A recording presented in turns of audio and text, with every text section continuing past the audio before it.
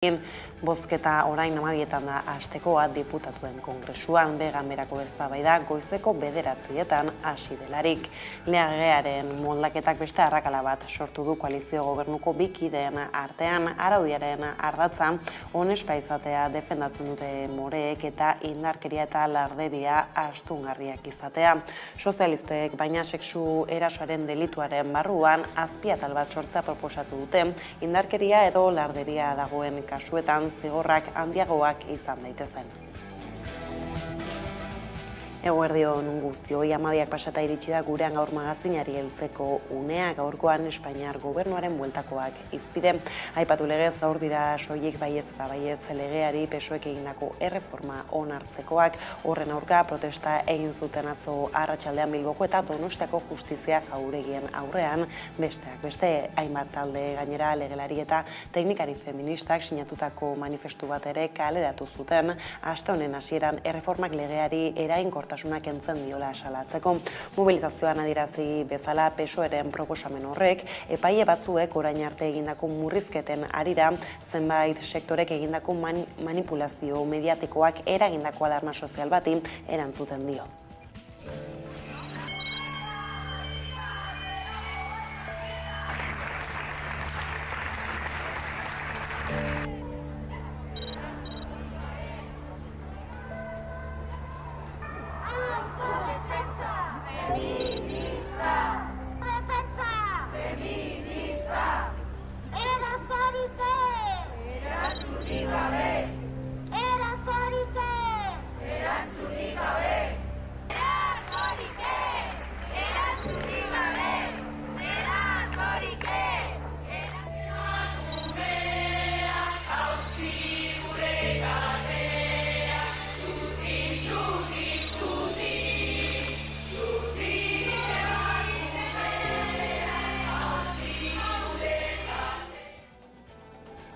Horrez gain iragan astean negoziazioa desblokeatu ostean etxebizitza legearen proiektua onartuko dute gaur diputatuen kongresuko garraio mugikortasun eta hiri agenda batzordean. Kasu honetan aurreko arekin alderatuta osatu den blokea ezberdina da oso. PSOEk, Unidas Podemosek, Errezek eta Euskal Herria Bilduk emango diote argi berdea 51 zuzenketa aurkeztuta.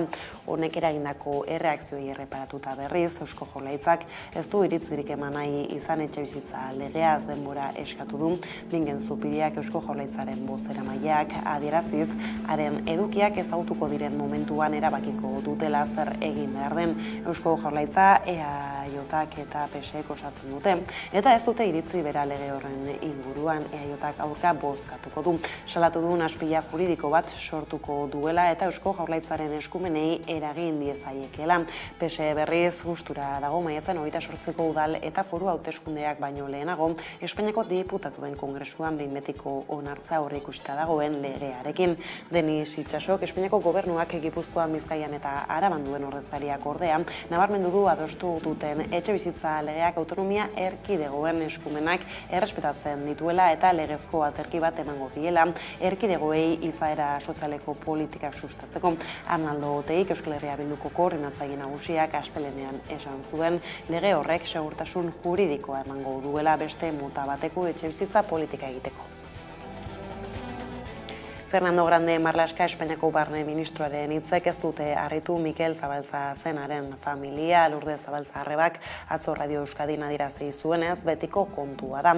Auzia zabalik zegoenean bertsio ofiziala zalantzan jartzen zuten epaileak alboratu egiten zituzten eta horrela ezinezkoa dela gehitu zuen. Egoerarekin nahiko etxita daudela aitortu zuen ere. Esanez, apurtezina den horma bat dutela aurrean oso ondo babestu dagoen arresi batena.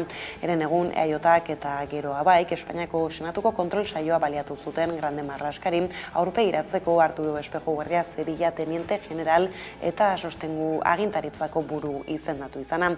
Torturatzaile bat saritu izana egotzi zioten hain zuzen ere. Ministroak ordea bera buru duen ministerioaren jarrera babestu zuen. Esanez, Espejo ez dutela inoiz inputatu Zabaltzaren heriotzatik.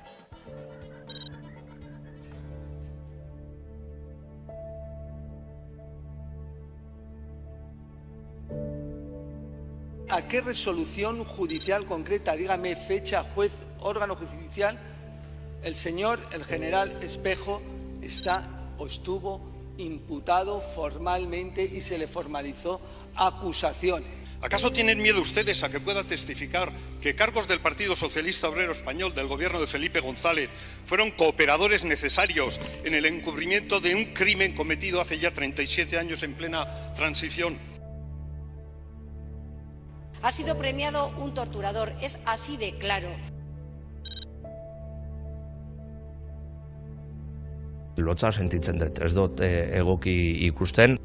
Azken irain honek berriz ere begiak ireki eta meskeriak zapuztu dizkigu. Eta gogorarazi egin digu duela 37 urte ginen puntu berean gaudela. Hots, inoiz botatzen utziko ez duten horma gotor baten aurrean. Gauzak horrela hartu Espejo Guardia Zibilaren izendapenak eta hura defendatzeko Marlaska ministroak emandako arrazoiek berriro agerian utzi dute ikerketa falta dela tortura babesteko oinarri nagusia.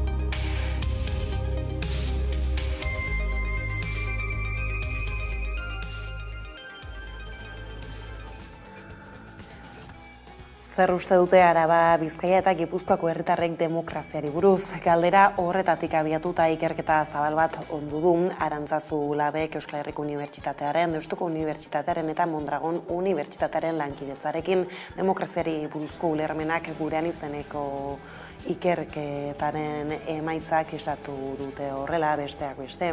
Demokrazia beste edozein erregimen mota baino hobea dela hiru lurralde horietan, galdutakoen 98%-arentzat, alabaina 3% ere ez dira baieztapen horrekin bat egindakoak euren aburuz egoera batzuetan erregimen autoritarioa hobea izan daiteke demokratikoa, baino gainera 5% baino gehiago ados dira horrekin. 2173 pertsonek parte hartu dute, galdetegiak emaitza deigarriak edo esanguratsuak eta oso kontuan hartzekoak azaleratu dizkigu eta gure gizartea hobeto ezagutzeko ere aukera eman digu. Demokraziak batez ere konpromisoaren sentimentua eragiten dio herritarren erdiari eta gobernuei dagokionez balio eta printzipioak eduki ditzaten lehenesten dute galdetegian parte hartu duten herritar gehienek, 75%, eta hori eraginkortasunaren gainetik baloratzen dute. Bestalde, agintariei balioak eta printzipioak lehenetxiarren eskarmentua eta prestakuntza eduki dezaten ere eskatzen zaie.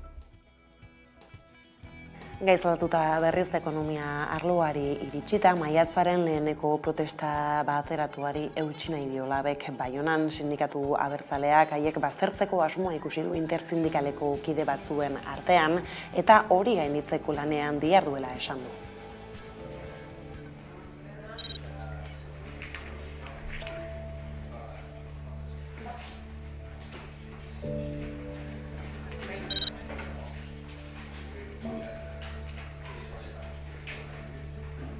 Bestelako Euskal Herri bat nahi degulako, eta bestelako mundu bat. Krisi globalak erantzun orokorrak eskatu baditzake ere, Euskal Herrian eraldaketaren alde aktibatzea bada mundu justuago baten alde egitea. Trantsizioaz, Labetik eskatzen dugun trantsizio hau abiatzeko banaketa hirukoitzaren proposamen zehatz bat egiten dugu. zaintza lanak, enplegua eta ondasuna banatzea, banatuz eraldaketa sustatzeko. Krisi ekonomiko eta soziala, zaintza krisia, larrialdi krisia, guzti horiek bata bestearen atzetik eta langileen, herritarren bizi baldintzak okertzen, kaskartzen ari dira. Eta geroz eta gehiago dira egoera zaurgarrian eta pobrezia egoeran dauden herritarrak. Eraldatu egin behar da, egoera eraldatu eta eraldatzeko produzio eta kontsumo eredua aldatu behar da, eta eraldatzeko banatu egin behar da. Eraldatzeko zaintza, enplegua eta ondasuna banatu egin behar da. Eta guk, uste duguna da, eraldaketa hori hemen Euskal Herritik bultzatu behar dugula. Euskal Herrian, estatuetan posible ez dena, posible eginez. Mesaetik Gipuzkoako metalgintzan ados jarri gabe jarraitzen dute sindikatuek eta patronalak soldaten beste igoera batzuk eta euskara sustatzeko planak proposatu ditu. Elak egin dio harrearik onena patronalaren proposamen horri adi.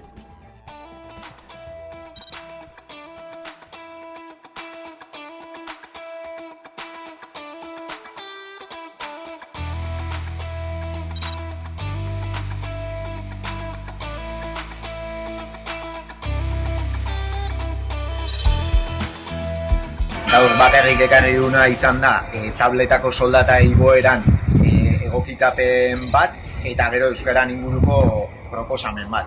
Erabat nahikoa ez den proposamen bat da labentzako, gainera adibik esan du akordiotik gertu egon behar luken proposamen bat edo bere azkeneko proposamenetik gertu dagoen proposamen bat dela eta bueno, onartezina irutze zaigu. Guain arte esaten etorrian bezala, gure ustetan honi buelta emateko modua izango da mobilizazioa eta borroka.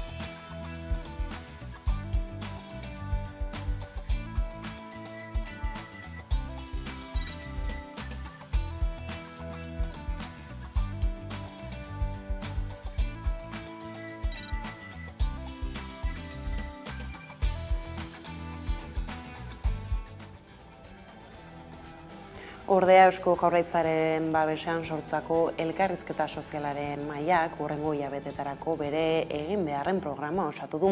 Horien artean ez da izango 4 eguneko lan astearen bideragarritasuna eta egokitasuna aztertzea, gai horrek Confebasken betoa jaso duelako.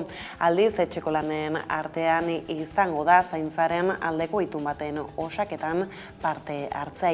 Itun horren oinarriak lantzen aritu dira azken hilabeteetan. Berdintasun, justizia eta gizarte politiken sailaren gidaritzapean adi.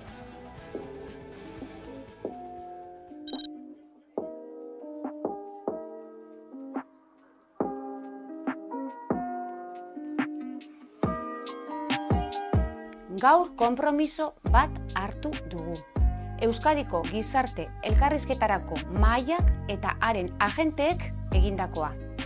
Konpromiso honen helburua da herritarren aldeko herri ituna sortzeko prozesuan parte aktiboa izatea.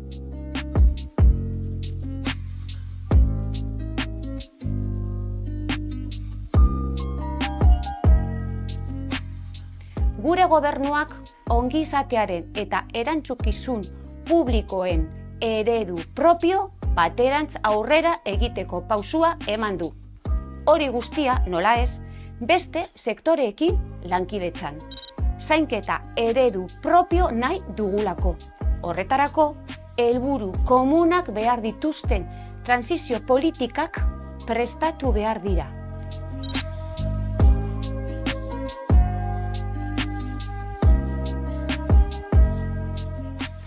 Eta era berean, bere lan plana, eguneratzearen ondorioz sendotzen da, erronka demografikoak enpleguan duen eragina aztertuko duen talde berri bat sortzea, gazteen enpleguari buruzko itun baten oinarriak finkatzeko lana, 55 edo 50 urtetik gorakoa kontratatzeko programa berri bat bultzatzea.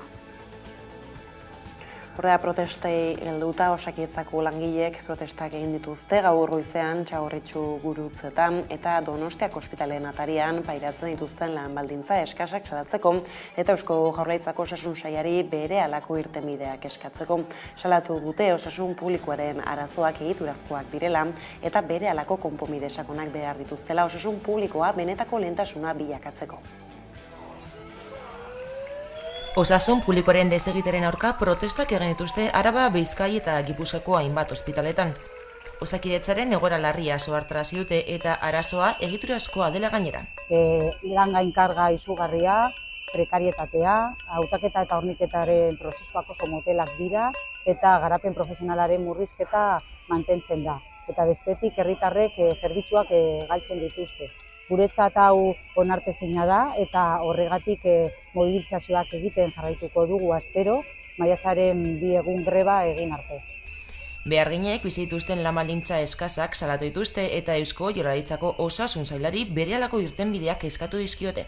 Osasun Sailburuak jarrera berbera mantentzen du.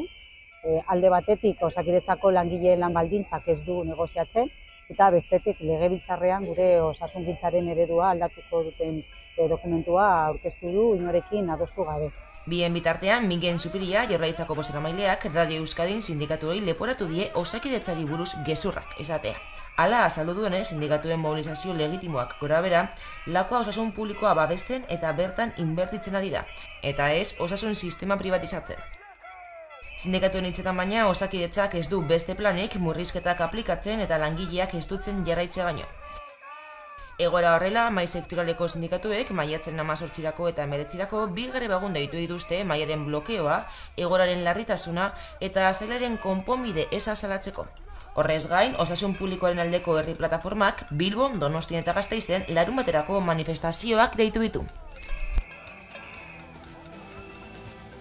Zaldibarko auziari helduta ordea, horri buruzko saioa bertan behera geratu da auzitegietako grebarengatik. Zaldibarko auziari dagokionez Eusko Jaurlaritzaren 3 teknikarik Durangon deklarazioak egin behar zituzten, baina saioa bertan behera gelditu da Justizia Administrazioko langileen grebarengatik. Hala ere, Zaldibar Argitu Plataformako kideek elkarretaratzea egin dute atarian, taldeko kide den Gaizka Zabarte gertatutakoa asaltzen aritu da bertaratu direnei. Esanez, 3 urte eta 2 hilabete itxaron dutela Jaurlaritzako teknikariak epaitegian ikusteko eta badirudiela gehiago itxaron beharko dutela.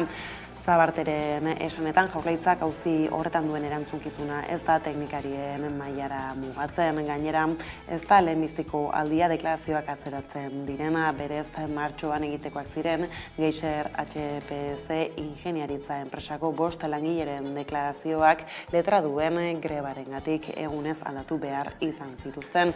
Greba horregatik ere urtarrian eta otsailean egitekoak ziren beste zenbait deklarazio maiatzaren 25 atzeratu dituzte. Eta ordea gizartarloko gaiei helduta festei erreparatuko diegu izan ere emakumeek Zeledon gorpuztu ahalko dute.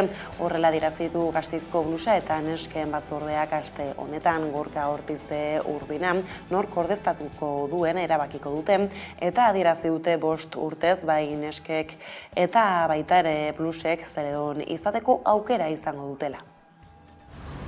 Neska eta blusen elkartean udaletxeko kultura zinegotziarekin elkartu dira eta Zeledon berria aukeratzeko kontuan izan behar dituzten zehetasunak aurkeztu dituzte. Horien guztien artean azpimarratzekoa da pertsona mitikoa emakume bat izateari atea ireki diotela. Blusa eta nesken elkarteak aho batez onartu du Zeledon berria aukeratzeko prozesua.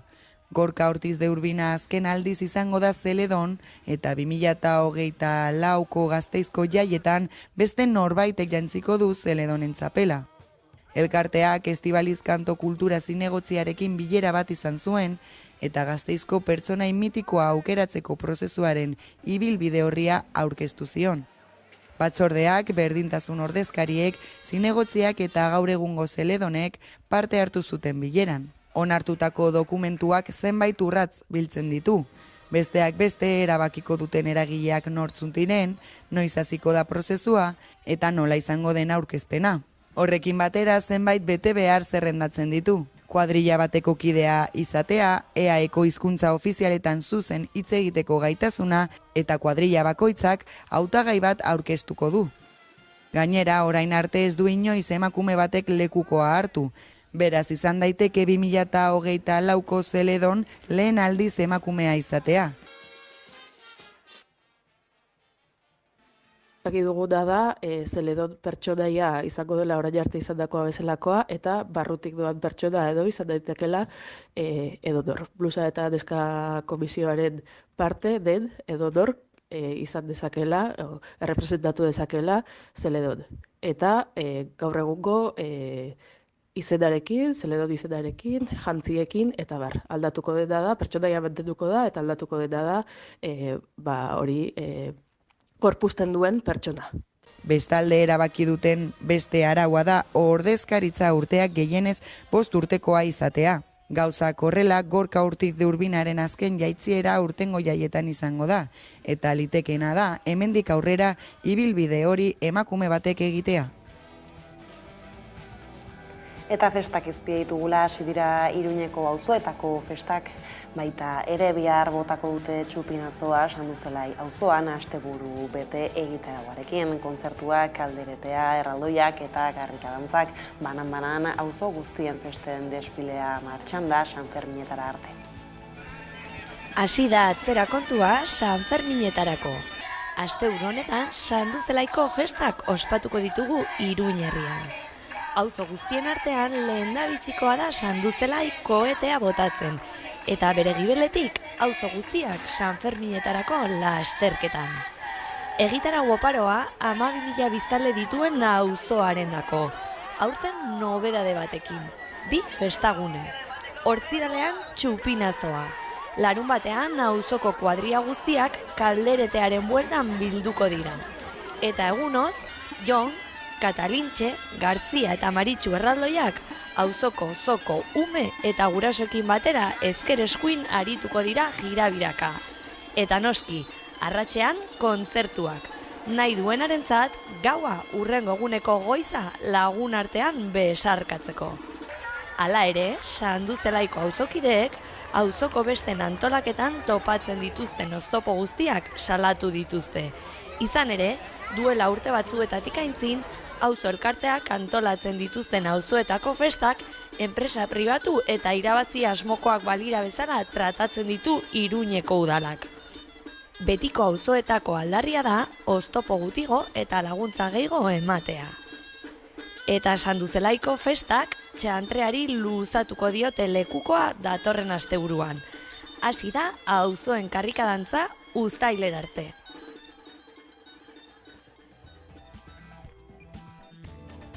Eta gizarte arlotik, kultur arloarekin zerikusia duten kontuei helduta ostegunero legez zitatugu gaurkoan ere pantailan aurrean musika zuzenean saioa ikusteko. Koldo Otamendi aurkezla du kameraren beste aldean xehetasun gehiagorekin. Eguerdion, Koldo. Eguerdion, Karol. Tira, konta iguzu zerekin topatuko gara gaurko saioan? Gaurko musika zuzenean telebista saioan Zutagar talde izango dugu protagonista. Eibarko taldeak disko berriatea zuen pasaren neguan eta diskorren inguruan arituko gara Xabi eta Aitorrekin. Ibilbide luzteko taldea dugu Zutagar, diskografia oparoa badu taldeak berak. Hala ere, zer proposatzen du, ez? Aipatu duzun diskoak ez, Alarma izena du, estudioko 10. emaitza da, okerrez banabil? Bai, alaxe da. Zutagar taldea 1988 urtean sortu zen, aintzindariak izan ziren euskaraz egindako heavy metalean, eta geroztik etenik gabeko bidea osatu dute. Kontzertuak milaka izango dira segurazki, esan bezala estudioko 12 disko, zuzeneko hainbat, eta oraindik orain taldea osasun honean dela esan daiteke, diskoak argitaratzen jarraitzen du, eta Alarma disko honetan badago nolabaiteko sustraietara itzuli bat, ez? Taldearen lehen garaiko doinu horiek berreskuratu dituzte, lehen garaiko eragin horien zertzeladak nabili disko berri honetan ere, eta era berean ere disko bakoitzean bezala badira territorio berrietara salto batzuk, ez? bizi-biziri dagoen taldea da Zutagar, oraindik ere esan bezala diskoak argitaratzen jarraitzen dute, kantu oso klasikoak dituzten arren, beti ere kantu berrien bila. Ez gainera irudietan ikusten gabiltza, nola taldeko sortzaileak izan dituzuen mintza lagun, nola moldatu dira edo zer gehiago kontatu dizuete? Bai, Xabi eta Mikel, Xabi eta Itorrekin ekartu ginen entxegu lokalean, eta luz eta zabal aritu ginen, bai taldeaz, bai berriki burutu zuten 30 urteko kontzertu biraz, eta bai pandemia nola eragin duen taldean, ez?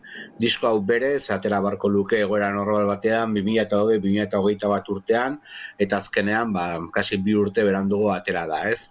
Taldeari kosta egin zaio, pandemia egoera honetatik ateratzea, askotan aipatu izan dugu pandemia kolpe oso gorri izan dela musika talde askorentzako, baina batez ere Zutagar bezalako taldeantzako, ez? Musikalki metal eremuan kokatzen da taldea, erritmo gorretan dator, eta pandemiak talde guzti hauentzako asko zaildu zuen bai jotzea, eta bai entzaiatzea eta kantu sorkuntza ere, ez?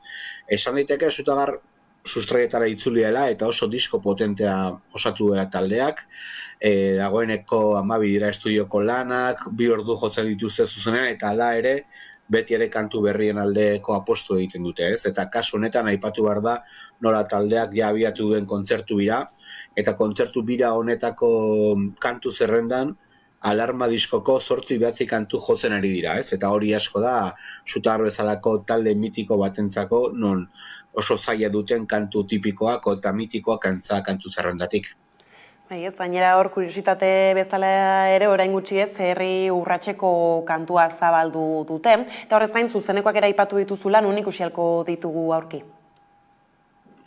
Bai, alaxe da, herri urratseko kanta burutu du Zutagar taldeak, maiatzean ospatuko den festan ere hariko dira zuzenean, eta bide horretan kontzertuei dagokienek lehen 2 geltokiak asteburu honetan izango dira, Bilbon hariko dira, Santean 27 aretoan, eta Donostian Intxaurrondo kulturetxean.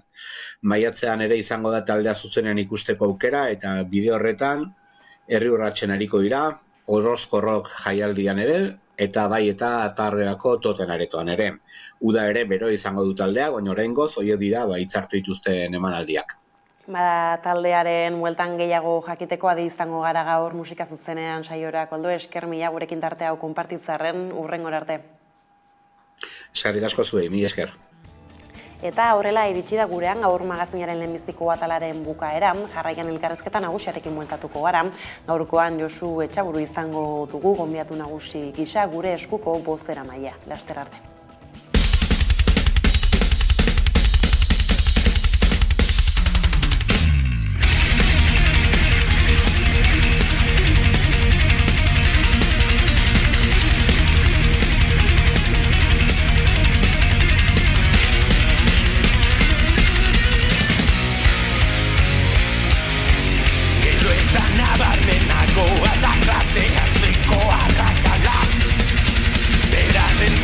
Got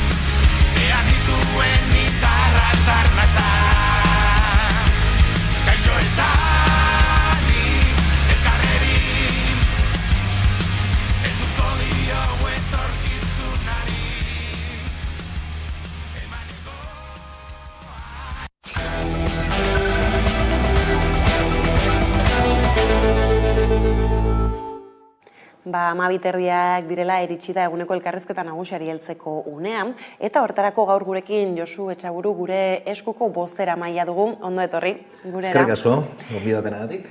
Eta hasteko ezer baino lehen bazorionak gure eskuri, izan ere aurtengo urte honetan 10 urteko ibilbidea, betetzen du, erabakitzeko eskubidearen aldeko apustu eta egitasmo honek.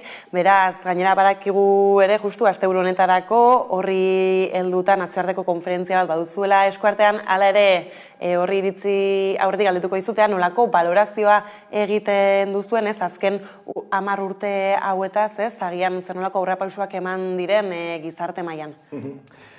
Bai, batetik eta bestetik jasotzen ari gara zorion mezu hori, ezta? Eta gu martxan jarri dugu, hausnarketak jarri du gure esku 10 urte baino ez, baina benetan elkarri eta elkar zoriontzeko unea izango da gure eskuk premiarik ez duenean euskal gizarteak. Hori bai izango dela benetan ospatzeko moduko eguna. Eta nahiko genuke urrun baino lasterrago izatea, kontu hori, eta bien bitartean, ondo dakigun moduan, beti lorpenetara atxikitzea oso horreza izaten da, baina lorpen horietara iritsi behar da konbentzimentuz, eta batipat bidean eta bitartean lana eginez. Eta nik esango nuke 10 urte hauetan gauza asko mugitu izan dirala.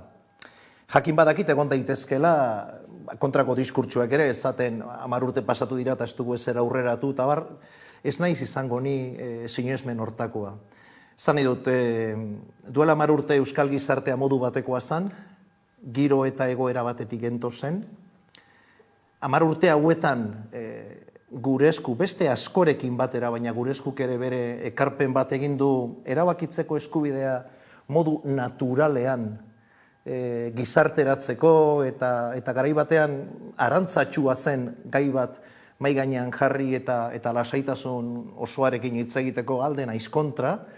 Eta bide batez ere saiatu izan gara gizartean naturala den elementu hori gure ordezkari politikoetan eta erakundeetan ere hori ere natural landu dezaten eta natural astertu dezaten kontu guzti hori.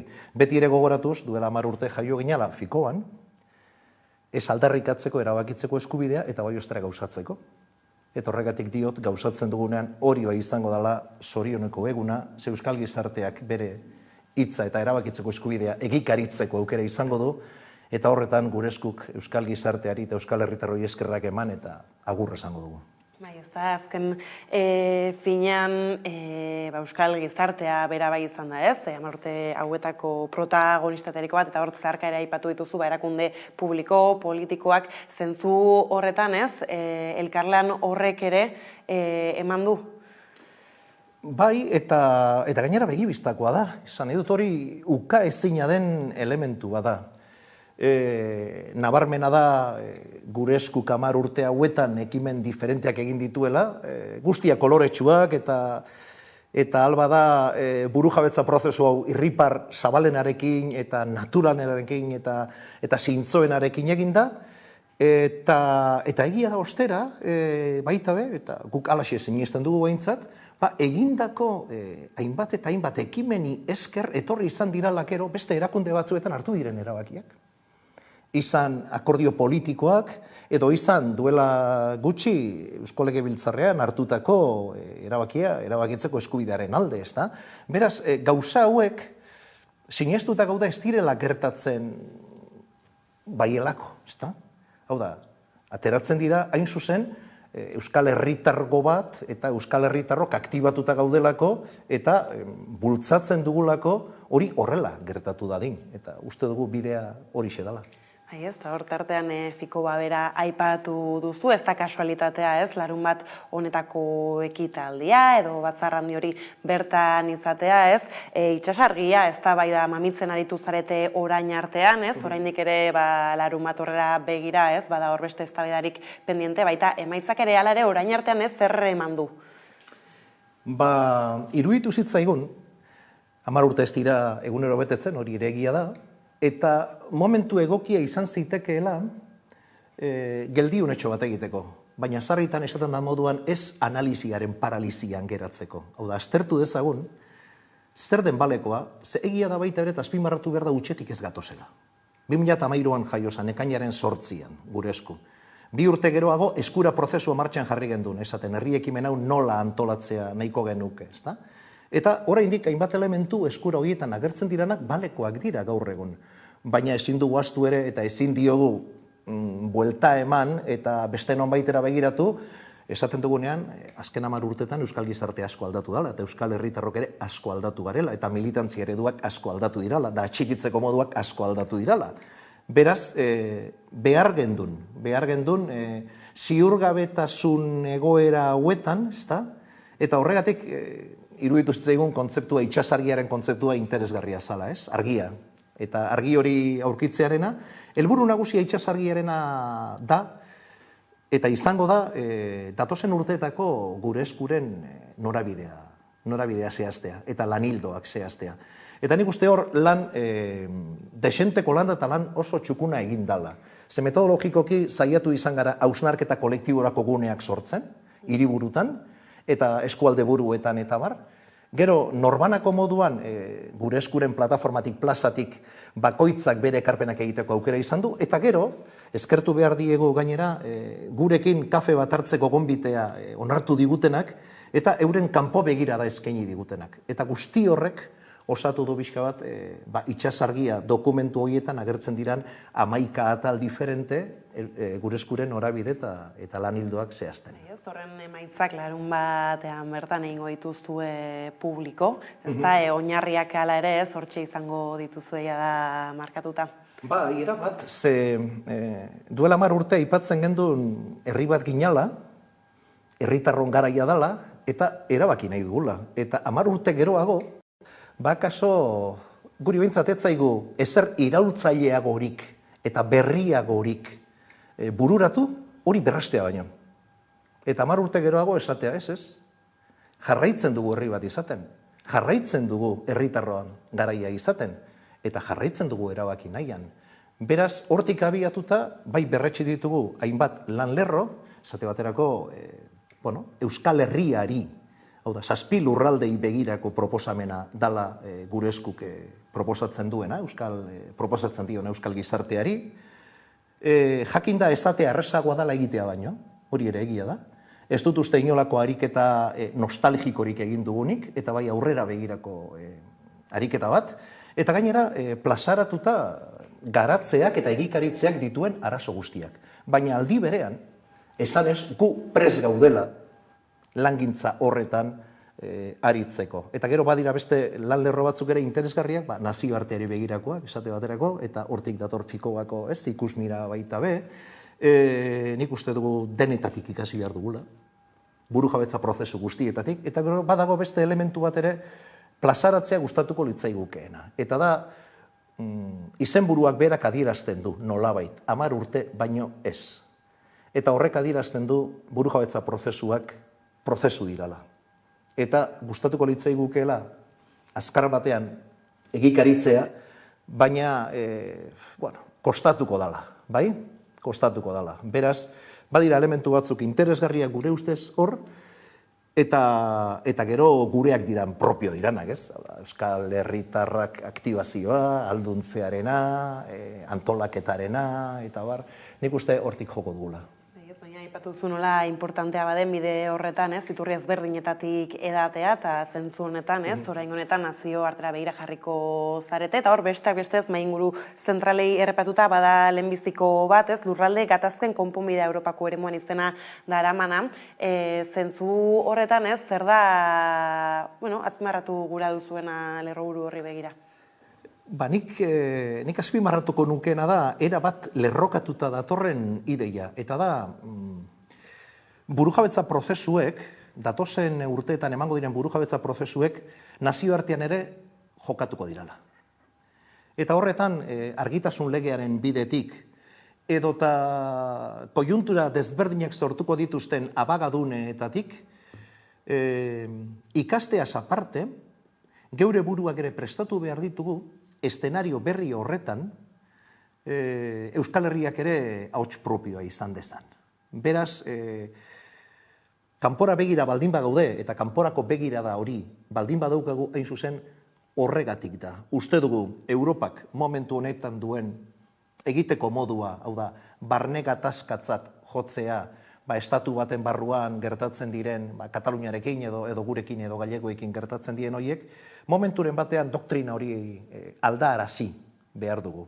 Eta argitasun legearen bidez, edo sortzen diren beste tresna batzuren bidez, argitu, nolatan herri bateko sujetu politikoak diranak, euren etorkizuna erabakitzeko zer nolako baldintza betze behar dituzten. Eta baldintza horiek betetzen badituzten, onartuak izango dirala. Beraz, beste Europa baterako bidea irudikatzen hasia gara. Gainera, gero bigarren mainguru zentral hori badago bideratuta ez, prozesu horretan herritarrek zer nolako aktibazioa duten erreparatzeari ez, zentzuertan ze joera ari dira gailentzen? Aitortu behar da globalizazioak kalte desentekoa egin diola baita ere esparru eta adar askotatik ekimen kolektiboetara biltzearen ideia hortara, ezta? Egia da gerozta norbanako tasun gehiago duen gizarte batean garatzen ari garela komunitateak, eta ostera gure aldarria beti da, eta jakin badakigu, uraren kontra gabiltzala. Eta gainera jakin badakigu, guk nahiko genuken besteko jartzunik ere ez duela estatus politiko berriaren eztabaida honek, eta tarteka agertzen den gaia badala, eta beti eskertuta, baina ez nahiko genukeen besteko indarrarekin. Beraz, guzti horrek pixka bat sortzen duena da, zailtasun hori. Baina ostera, behin hori aitortuta, dorren irteera zein da, hau da, desesperantzan habitatzea, desesperantzan jarraitzea, eta gure mesua hain zuzen esperantza mesua da. Eta gure mesua da esaten, begira, nik uste denok bat gatozela esaten dugunean egingo dugu, ez? Sinesmenetik datorrena, egingo dugu. Perfecto. Eta egiten dugunean ospatuko dugu. Baina egin behar dugu, bai? Eta bitartean, eta nik uste prozesuaren garrantzia hortxe dagoela, ezta? Bitartean zer egiten dugun. Eta gure naia da bitarte horretara aldan eta Euskal Herritar gehien ekartzea, aldan eta Euskal Herritar gehien ahalduntzea momentua iristen denean. Denok jakin dezagun momentu horretan zer egin behar dugun. Eta horretan justu bada itzordu importantea beraz, ez, orain hitz egiten gabiltza nau, hor, ikuslei mezua zabaltzaren ere, aipatu zuen nola, gomiatu zuen jendea izena emateko aurretik, ez? Bai, eta oraindik izena emateko aukera guztiak daude, eta nahiko genuke fiko batetzea, nahiko genuke, bai? Eta hor elkartuko garenok, nik uste hor izango dela inflexio puntu bat, alaxe planteatu dugu, oin dela 10 urte Euskal Herritarrak deitu genituen fiko gara, gure eskuren sorrerarako, 10 urte geroago itxasargia bide edo tarteko berriro Euskal Gizarteari eta Euskal Herritarrei dei hori luzatzen diegu, baina ez bakarrik egun bakar batean gurekin egon daitezen. Ze egia da, bagatoz 300 mendi argistatzetik, badugu uztailaren 1, 2 eta 3 anturrarekiko, hainbat proposamen eta egin behar, baina baita ere jendea bitartean behar dugu. Eta nik uste, zabalduko dugun mesua hori ere badela, ezta? Burujabetza prozesuan denok garela katebegi eta bakoitzak baino ezin duela bere lekua bete. Eta horrekin ere badago lotuta ez, babestu duzuen Larunbateko bigarren deialdi bat ez, baina nola azterketak euskaraz eta euskari jartzen zaizkion ez traben aurka egingo den mobilizazioa gure eskutik horri nola erreparatzen diozue? Gure eskutik erreparatzen ari garena da, burujabetza osoa ez izateak sortzen dizkigun burukominak. Haserreak, ulertezinak, eta gainditu beharreko harresiak. Beraz, gure eskuk datozen urteetan ere bide hori hartuko du, eta da, hemendik kanpo hartzen diren hainbat eta hainbat erabakik, nolatan euskal gizartearen garapenari eta euskal herria izango dan horri eta garen horri kalte egiten dion.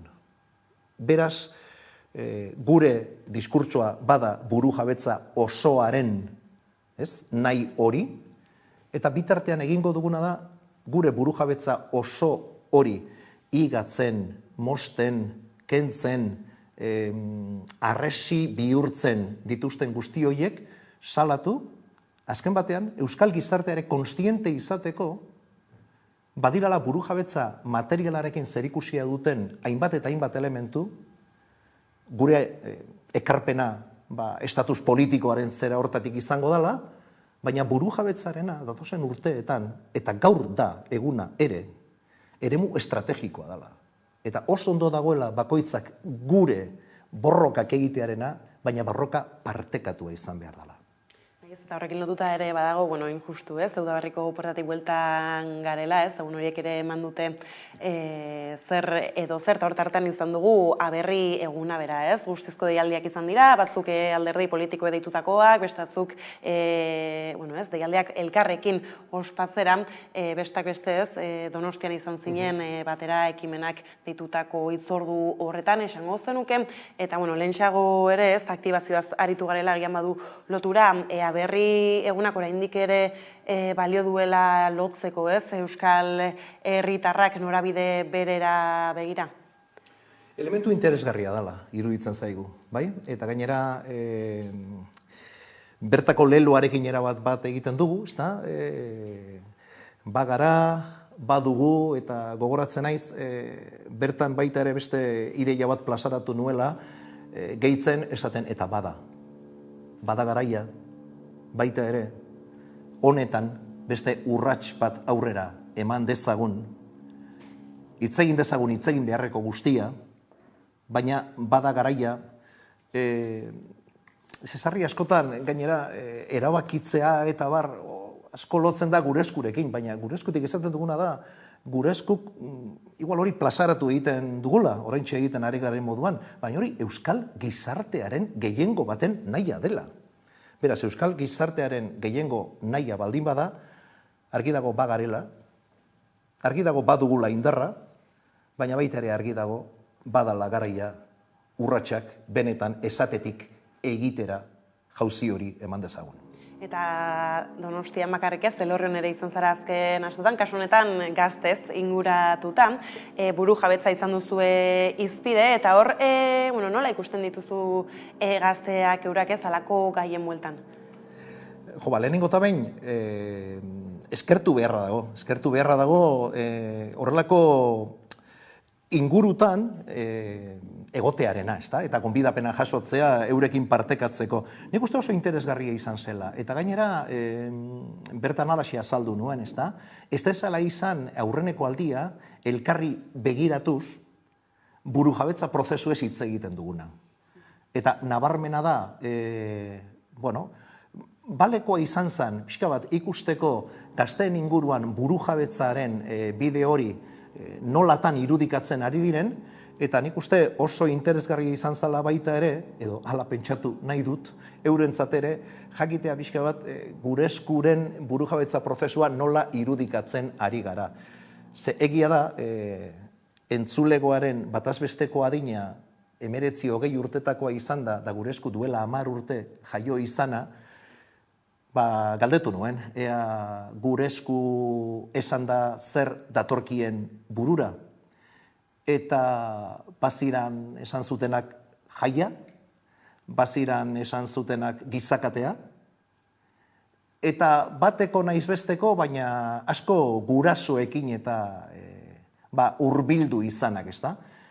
Eta mai gaineratu nuen beste ideia bada, lehen aipatu duana, borroka guztiak datozen lekutik burujabetza klabeetan ze ondo, baina estrategia bateratu bat behar dugula, herri gisa aritzeko, herri erronka horri aurre egiteko, Eta alde hortatik, saiatu ginen azan, gure esku zein pantailatan dagoen momentu honetan asaltzen. Ikuste ezkertu zutela, eta gonbite hor geratu zen, elkarrekin lanean jarraitzeko. Ez da aritu gara nola gure esku 10 urte, baino ez, eta beraz prozesuak oraindik ez aurrera begira jartzen gaitu, eta hor badira bai ala bai klabeak ez, gaur eguneko belaunaldi gazte horiek.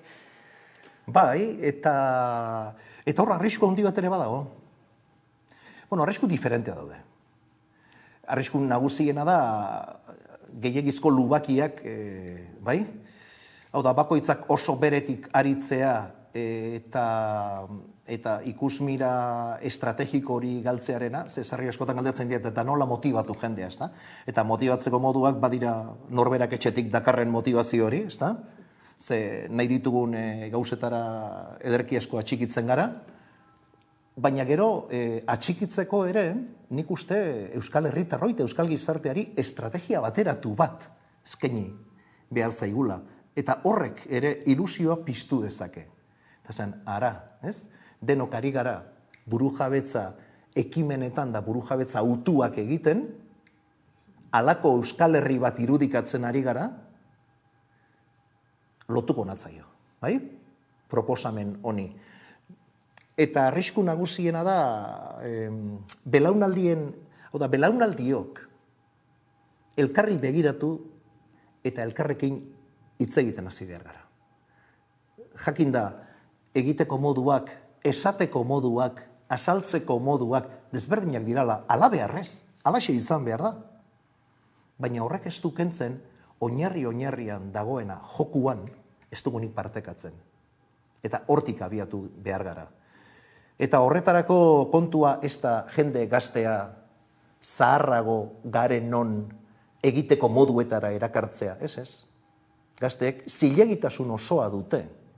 Eta hala izan da, eta hala izango da, euren estrategiak egiteko moduak eta baina partekatu behar ditugu. Bai? Partekatu behar ditugu. Inolako inposaketari gabe, baina partekatu behar ditugu.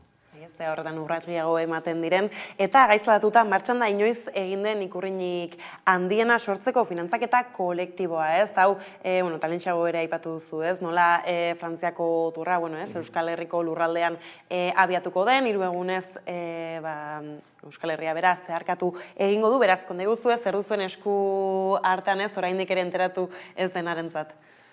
Enteratu ez denarentzat, esan uztailaren 1, 2 eta 3 turra gurean izango dela, eta zehaztasun gehiago esan da, 3 etapak Euskal lurraldeetan emango dirala.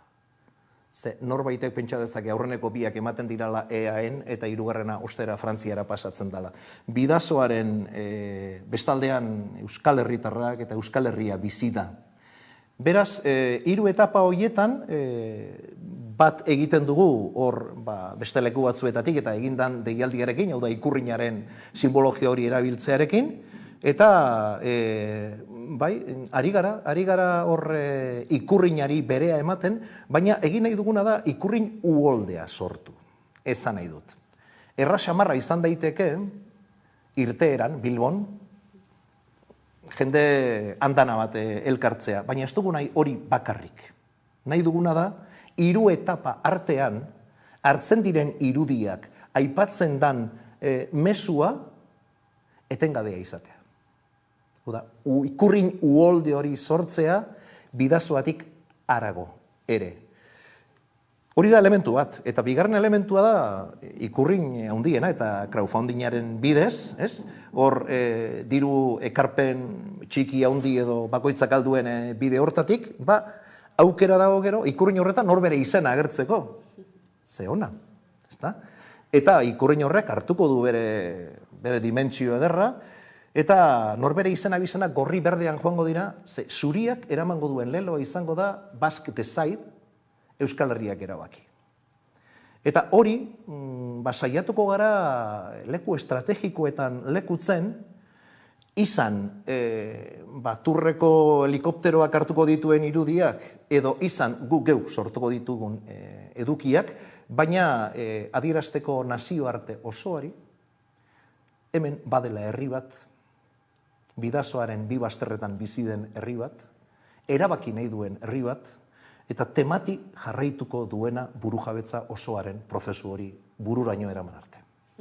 Beraz, ez, horretan parte hartzeko deia ere zabalduta, bukatze aldera, bueno, ez, ikusi zintugun urte hasieran, otsailean okerrezuan nabil legebiltzarrean, eta martxo bukaeran iritzi zitzaigun lerro gura bera, ez, titularra nola EAJaren, Euskal Herria Bilduren eta Elkarrekin Podemosen aldeko botoei esker errepublikaren bidea irekitzea eta erabakitzeko eskubidea aitortzea babestu duen Eusko Legebiltzarrak, ez, nola baloratzen duzu hau? Bertan izan ginen, eztabaida jarraitzen, interesgarri izan zen oso, hau da, erabaki hartu zutenean, eta nik esango nukena da labur-labur esan da, iradokitzeko baita ere prozesuek zer nolako garrantzia duten, ez da? Ze bestela, batzutan pantaila batzuk eta galdu egiten zaizkigu bidean. Gogoratu behar da, 11. bidez, pandemia aurretik, 4 egun aurretik, gutxi gora bera, abian jarri gendula sinadura bilketa bat. Sinadura bilketa horretatik, 25.000 sinadura jaso, eta gero Arantzazoko adierazpen bat lotu zitzaion. Eta guzti horrekin, Eusko Legebiltzarrera abiatu ginen, eskubide eskaera baliatuz, eskatzeko guzti hori hartuta, ainguraketa moduan edo helduleku moduan hartuta, eskatuz legebiltzarrari tresnak sortzeko. Tresnak sortzeko, hain zuzen Euskal Herritarrok erabaki dezagun.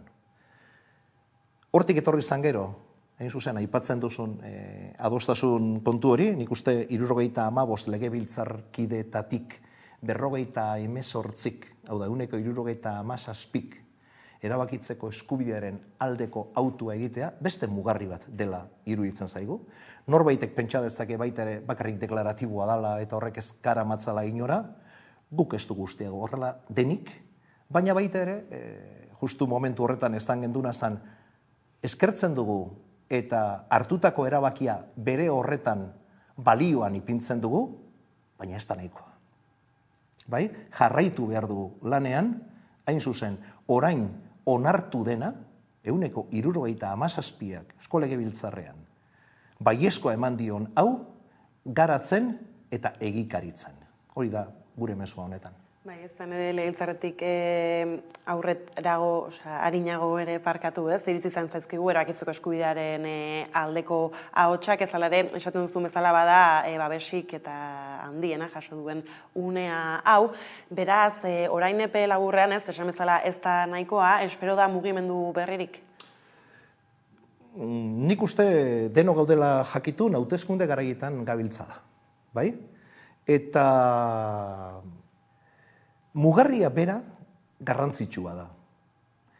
Orain egia da, seguruenik, batzuk eta euskal gizarteak ere, hein handi batean, burua beste leku batean daukala, eta guk erritmo horiek ere onartzen ditugu. Konforme. Baina, ezin duguna da, hauteskundeak direlako, edo ez dakiz zer gertatzen delako, atzeratzen joan. Erabakitzeko eskubidea premiazko elementu bada. Eta premiazko elementu hori egunero ikusten ari gare moduan, lehen aipatzen gendun, larun bat atxaldeko, ez, Baionako manifestazio hori.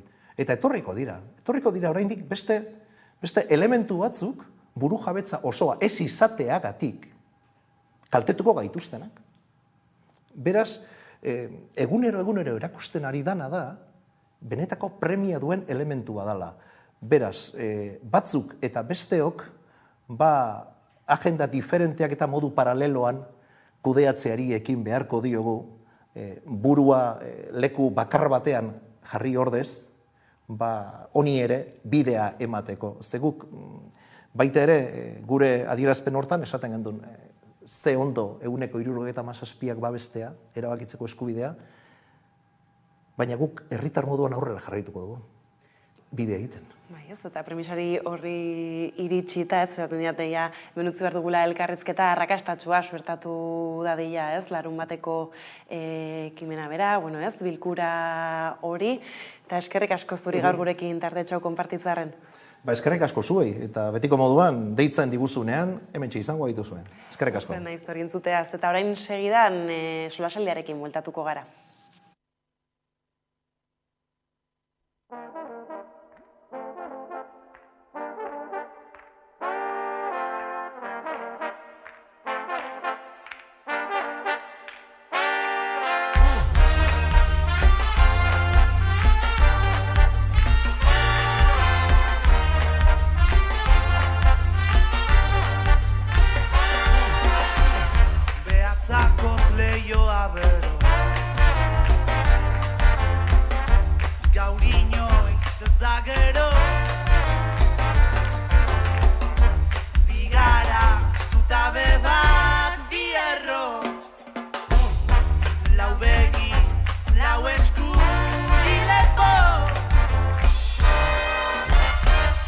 Kantatu ezin gaur kantuan hauzun zara naiz gara. Gezik soilik izarak gaur kantuan hauzun orain bat gara. Bihar kantatu ezin gaur kantuan hauzun zara naiz gara. Gezik soilik izarak gaur kantuan hauzun orain bat gara.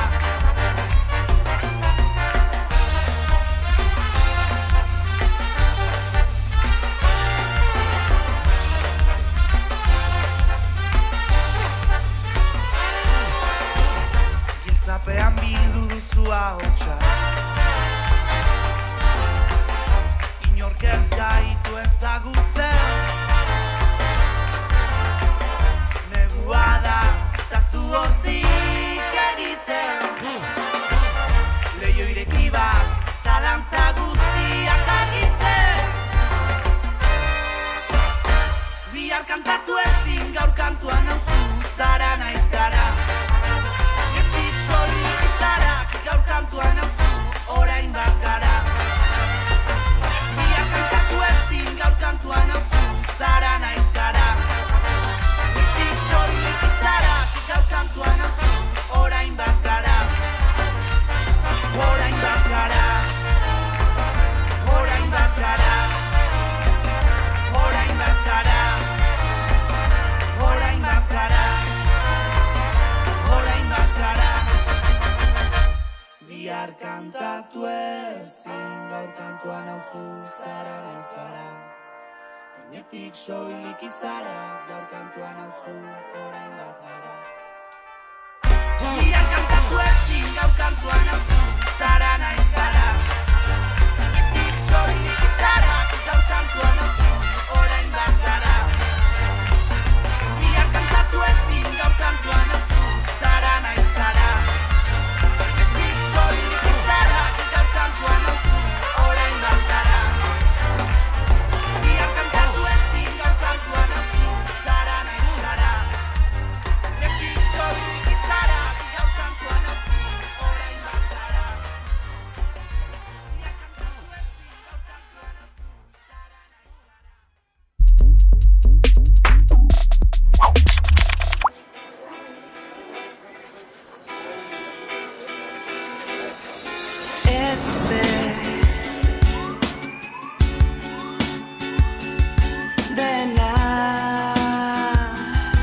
Bueno, ni jara naiz, mengoa, Iruñekoa naiz, Mendillorrikoa. Pues gaur egun, badaukadan proiektua, bada orain guarten gorputzarekin lanean nago, gorputza irudi bezala.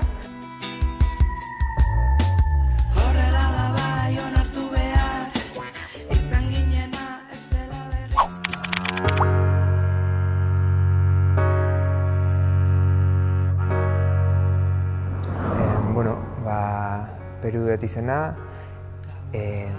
nor nahi zen ez da inoiz erresa erantzuten, eta esango nuke, kasu honetan behintzat, sortzailea, musikaria, kantaria.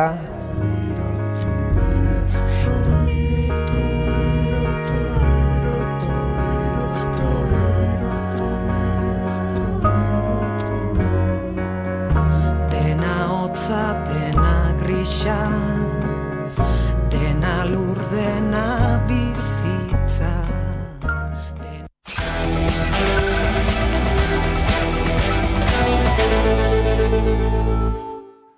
Ordu bata pasata iritsi zaigu solasaldiari heltzeko unea, eta horretarako gaur dut hemen nirekin Albo Banatan, Izar Castillo eta Marisa Barrena, ondo etorri. Bioi, eta eskerrik asko gurekin izatearren. Eta gaurkoan hasiko gara, baietz da, baietz legeaz hitz egiten, izan ere onartu berri da azkenean ez, PSOEk bultzatutako aldaketekin, baina hasteko analisia egingo dugu Inigo Aduriz, eldiario.eseko kazetariarekin batera, beraz, uste dut pantailaren bestaldean badagoela dagoeneko, kaixo? Kaixo, arratsaldeon. Guardion, bai, tira ez, aipatu dugu, bai bakarri da bai legearen erreforma gaur bozkatu dute, goizeko 9:00 eztabaida hasita, eta azkenean PSOE, PP, EAJ, Ciudadanos eta Juntzen botoekin iritsi zaigu, ez? Zer ematen du aritzera hau aurrera ateratzeko osatu den blokeak? Niretzako oso deigarria izan da kongresuan orain dela minutu batzuk ikusi dugun irudi hori, ez? Ze ikusi dugu nola PPko diputatuak egon diren txaloka, erreforma batera denean, nola ospatu duten beraien garaipen bat izango balitz bezala, eta nola aldiz PSOEk naiz eta erreforma honen alde bozkatu duen, nola ez duten txalotu, ez? Aurrera atera denean, ez? Eta nik uste dut argi gelditu dela, batez ere azkeneko asteetan, baina baita ere urritik, hain zuzen ere erreforma aurrera atera zenetik, zein den gobernuaren barne dagoen arrakala sakona, ez? Eta nik uste dut horrek erantzuten diola PSOEk gaur izan duen jarrera horri, ez?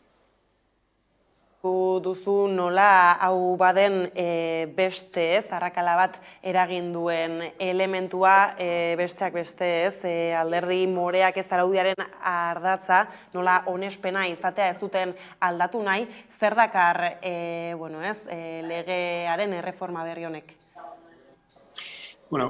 Gehien bat da berriro eskatzen zaiela edo eskatuko zaiela emakumei frogatu dezaten indarkeria egon dela, ez? Abuso bat gertatzen denean, edo bortxaketa bat, edo bestelako irainak jasotzen dituztenean, ez?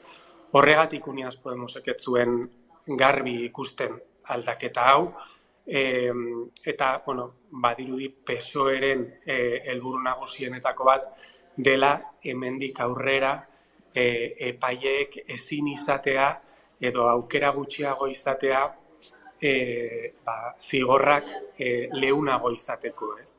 Badirudi zigorren jaitsiera hori epaile batzuek egin dituzten zigorren jaitsiera horiek ezin direla saihestu, naiz eta erreforma hau aurrera atera, baina bai posible izango dela ez izatea zigorroiek hain leunak, ez?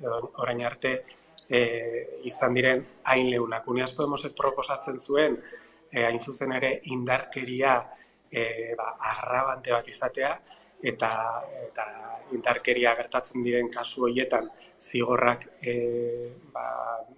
garrantzitsuagoak izatea, baina arrakala nagusia da, hain zuzen ere hori, ez? Aurrera atera den erreforma horretik, biktimek berriro frogatu behar izango dutela epailearen aurrean indarkeria jaso duten edo ez. Bai ez, eta gainera ikusi dugu hainbat eta hainbat mobilizazio kaleetan ez, honen aurretik, legearen erreformaren beraren aurka. Zer suposatzen du gobernuak azkenean ez, gizartearen sektore handi bati bizkar eman izana, eta baita ere ez, azkenean teknikari feministek, legelari feministek ez, eta adituek ere ez, hone kontra agertu, eta entzungo egin izanak. Bai, egia da, alderdi sozialistak baita ere translegearen inguruan alderdi sozialistaren alde batek izan zuen jarreragatik Momentu honetan ez daukala harreman egokiena mugimendu feministarekin edo mugimendu feministaren alde nagusi horrekin, ez? Hala ere, nik uste dut baita ere Irene Monterok esan duen bezala, eta baita ere Alderdi Sozialistako ordezkariek esan duten bezala, gobernuak aurrera jarraituko duela, ez? Eta neurriak onartzen saiatuko dela hemendik legegintzaldia bukatu arte, baina egia da mugimendu feministarekin edo mugimendu feministaren alde nagusi batekin hor tirabirak dauzkala Alderdi Sozialistak. Bukatzeko, ez, justu gaurko egunean ere, azken egunotan eztabaidarako eman duen gai bati bide emango zaio, badela etxebizitza legea, baina kasu honetan gobernuak berak ez bestelako bloke bat osatu du hau aurrera ateratzeko, ez, eta hor badira artean Euskal Herria Bildu, Unidas Podemos iu bera, eta baita ere RC, ez, zeren erakusle da hau, ez da, oso ezberdina baita blokeen eraketa. Erakuslea da Alderdi Sozialistak eta Unidas Podemosek nahi dutenean Eskerra eta EH Bildurekin akordioak lortzen dituztela, ez.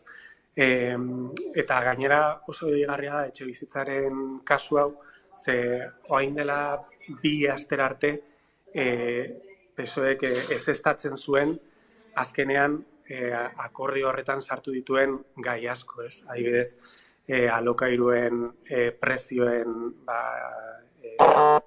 txertatze hori, ez, edo limitazio hori, ez.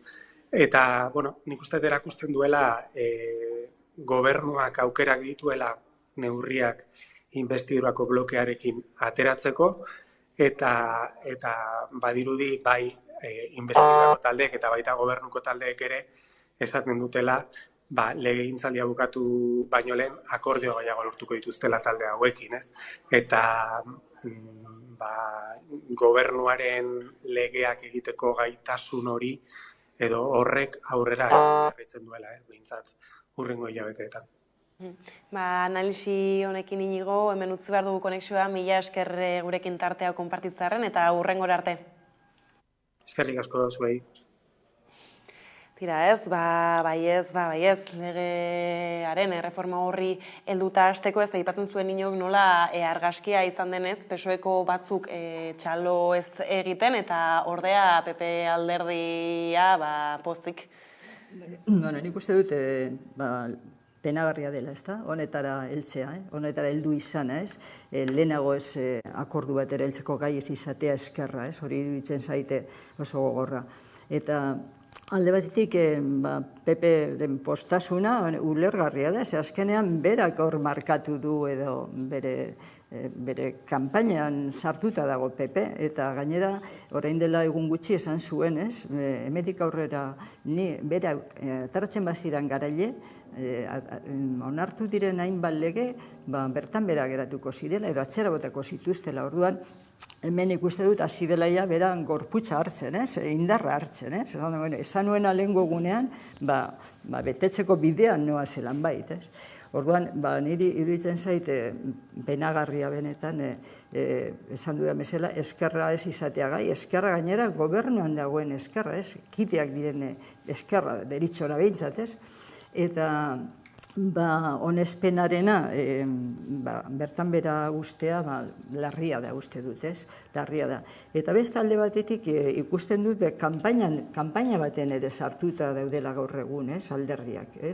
Nik uste dut adibidez, orain dela egun gutxi, Pedro Sánchez telebistan agertu zen, esaten barkamena eskatzen murrizketa delatan biktimak jasango duten tratuagatik, eta bueno, orduan, hori, kanpaina baten barruan dagoela iruditzen zait, goiti bera, ez? Gero, aipatu duena Inigok, Alderdi Sozialistako guztiak denek ez txalotzea ulergarria iruditzen zait, ez? Ez dut uste hau denek gustora hartuko zutenik, ez? Alderdi Sozialistaren barruan feministak egon badaude, eta betiko feministak ere, eta nik uste dut horiek agian zalantzak izango zituztela, edo agian ez direla doz egon. Eta, bueno, penagarria da, esan dira bezala, lehenago ez heltzea, akordu batera ez heltzea, ez? Ez orain, hau martxan jarri aurretik, ez? Baina, bueno, aleginak suposatzen dut egingo zituztela. Arrakala batzuk lege honeri ikusi zitzaizkion edo ikusi zizkioten batzuk, ez? Arrakala batzuk legea onartu zenean. Eta hor, behar bada, hor egin balitz, alegin bat edo ez dakit hurbiltze bat, ez ginatekeen toki honetara helduko behar bada. Bueno, ez dakit asko pentsatzea da egian, ez? Bai, baina hor askoek ere esaten zuten nola ez dioten denborarik eman ere legearen ibilbideari ikusteko ea. Eta ez, amaitzeko ez, nik uste dut legea bera azkarregi hartu zela, ez? Prisaz egin direla, bai legea bera eta bai orain bigarren zati hau, ez? Konponketak edo akorde. Baina legea bera ere, pentsatzen dut azkarregi hartu zela, ez? Eta orduan, presak batzuetan gero horrelako emaitzetara eramaten gaituztela uste dut, ez? Alde batetik, guztizadoz hori presak egin zala legea, eta hau bai gertatu da nola bait trans legearekin, non ez da kontrajarrian jarri, hainbat kolektibo bi aldetatik egozana planteatzen, eta horren gainean, zen olako debatea egon zan, eta debate sano bat egoteko, eta isladatzen badugu bakarrik baietza dan lege horretara, niri deigarria egiten zait, hori PPek zelan txalotzen duen lege bat non baietz ematen du irabazi dauela, gaude hauteskunde garaia, hartzen dut puntu moduan, baina eski hauek ziren, aurreko legearen eta aurretik egon zan aintzindearen aurrerapena, esaten zutena, sinatu beharko zutela, baimen bat mantenduko zutenean harreman sexualak, besteko euren buruak, ze azken finean, zeo gertatzen bazan, epaile baten aurrean, izateko, eurak hartzen zuten txantza moduan, jokosa esaten da biena, baina ez da jokosa. Ez bado zulertzen gizon moduan, emakume batek desiatzen zaituela eta horrekin ematen dutzula baimena, berarekin harremanak jasotzeko, eta izateko, benetan, arazo larri bat dekozu. Alde batetik psikologikoki, eta beste aldetik deitzen dana patriarkatua, non baimentzen zaitu alako jarrerak aurrera eroateko, eta azken finean, zure gauzak zuk nahi dituzun moduan egiteko, eta bestearen, zentzu honetan emakumearen kontzientzia eta desioak kontutan izan gabe. Niretzako oso larria da, lege honen oso larriak iruditzen zaizkit, zergatik, pentsatzen dut infantilizatzen gaituela, tutorizatu egiten gaituela, paternalizatzen gaituela emakumeak, non ematen dau beti jarraitu behar dugula gizonen desioak, eta horren aramera menpe egon behar garela, eta jarraitu behar dugula eurek beti markatuko daben jokua. Hori alde batetik. Eta gero bestetik, baino larriagoa iruditzen zait, zelan, askotan, epaile baten aurrean jarri arren, aurpegia holan handitute, jartzen da kolokan bortizkeria egondanik, eta indarkeri hori egondanik, orduan lege honek, oinarritzen bada, zuk demostratu behar dozula indarkeria egondala, eta alako, sententziak ikusita, zelan aurpegia apurtuta, zelan masaia zendatu harik, eta laere kondenak izan dira leunagoak, zelan egingo dugu. Porque claro, ez bada orduan kolpedunak, psikologikoki, zelan demostratu benetan indarkeria da. Niretzako, lege honen moldaketa edo aldaketa horren gauzanetarako larriena da hori. Berriro, demostratu behar izatea, indarra egon dala, bortizkeria egin dala, berdin dio, porque markak izan arren, ez digut ezinezten. Berdin dio, eta libre gelditzen dira askotan, emakumeak forentzetik pasatuta, eta hainbat frogarekin, eta harrapatzen dira, hori, kontsentimiento, no, es que igual le gustaba. Jotzea edo ez dakit ja, no? Dana dela, bai, guztiz ados nago, baina nik uste dut ala ere, zigorren murrizketak heldu dela gehiago, jendearen gana eta orokorrean, gizartera hori heldu da, hori, edo ondo azaldu delako, edo erreza delako saltzen, edo kopuruak erabili direlako, esaten baduzu 1000, hala ere, kezkagarria bada, esan edut, kezkagarria bada, ez du esan nahi horrek ez daukanik garrantziri, badauka, eta nik dena dela ez dakit, faltan bota dut pizka bat, hemen biktimen iritziak, oso gutxi entzun direla, agian, niri behintzat ez aizkit heldu, biktimen iritziak, edo zer, nola sentitzen dute hau biktimak, ez? Hagoz gutxi entzun ditut, biktimen hagoz gutxi, eta behintzat zenbat euden, ez? Ez dakit eman zaien, haiek preste egon diren agotxa emateko, baina nik hori prozesu guzti honetan ikusi dut pizka bate, kanpaina giroa, alde batetik eta bestetik, kanpaina giroa, zuk esan duzun guztia onartuta, baina kanpaina giro bat ikusi dut eta benetan hori sufritu dutenen agotxak faltan bota ditut zer honetan. Ezken nik uste dut, azken finean, edozein lege biktima kolektibo bat, defendatzeko, nik uste dut, azken egoak direla beti.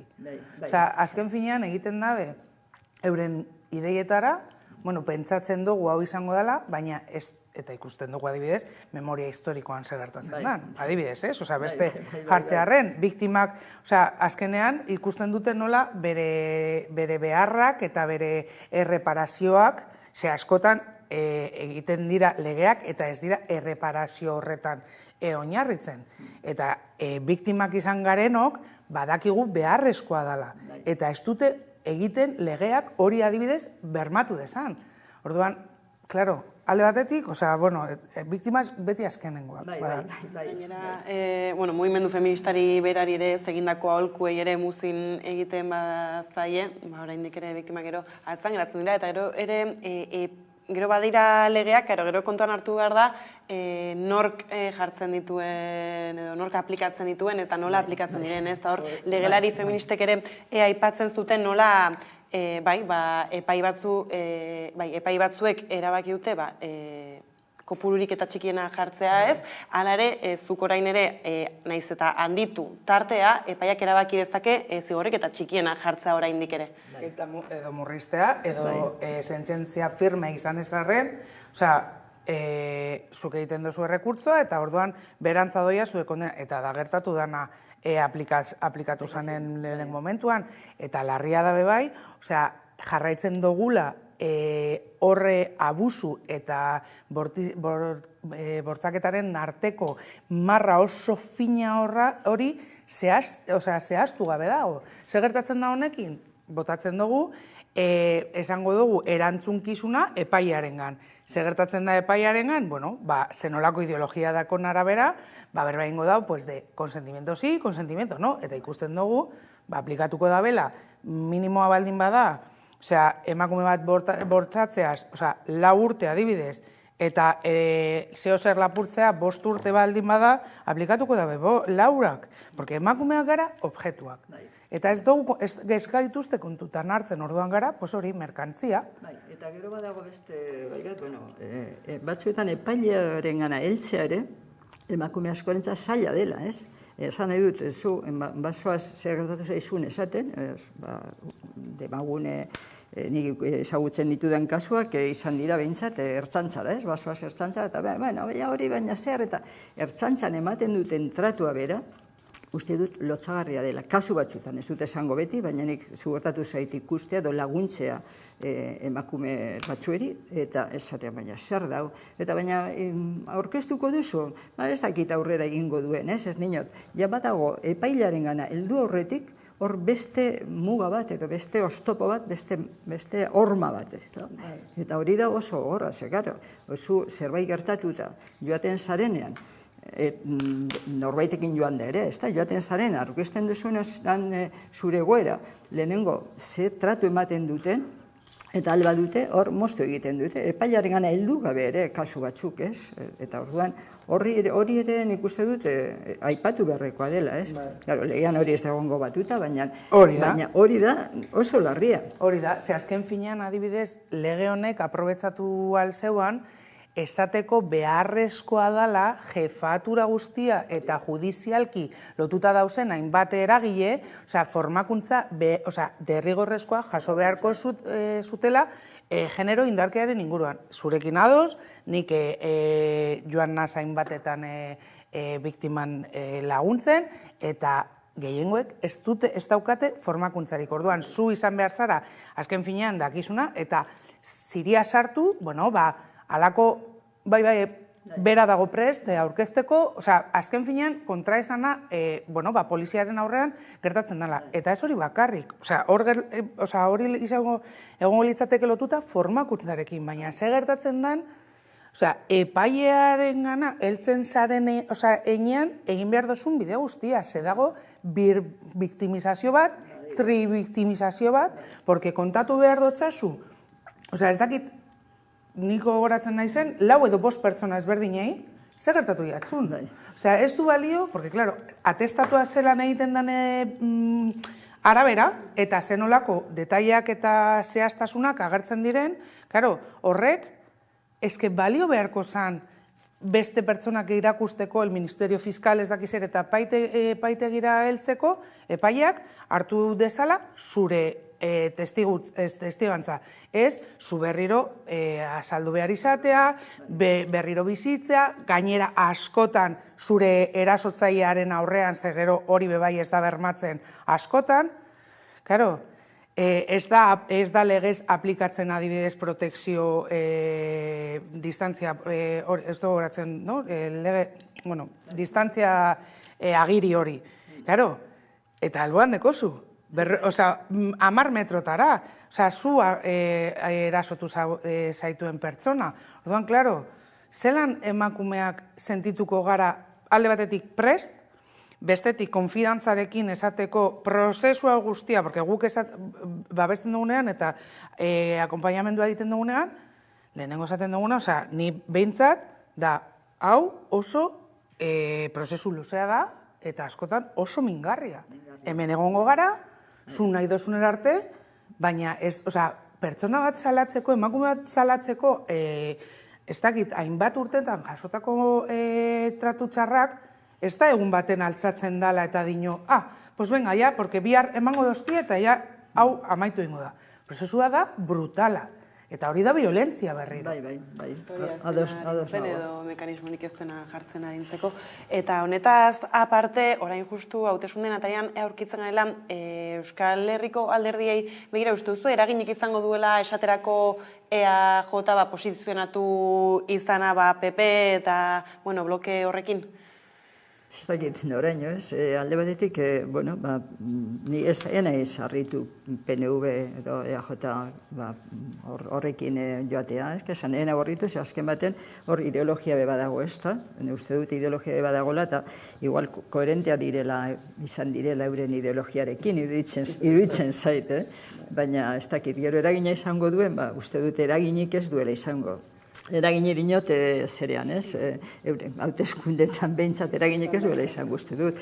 Baina, eraginik berarikiko esan nahi dut, ez dut uste. Osa, dinozu negatibo. Negatibo, ez dut uste. Baina bai igual positibo, zezelan saltzen da bien arabera. Bai, izan daiteke. Eta, klaro, niri datorkit, porque, klaro, azkenengo boladan, aurretik zuke aipatu dozuna, hariniketan egiten ari direla gauzak, orain, bebai lotuta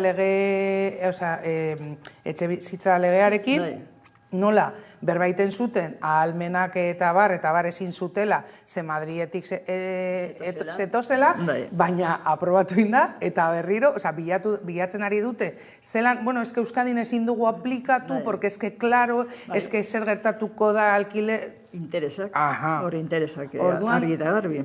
Historia da zelan salduko da bien.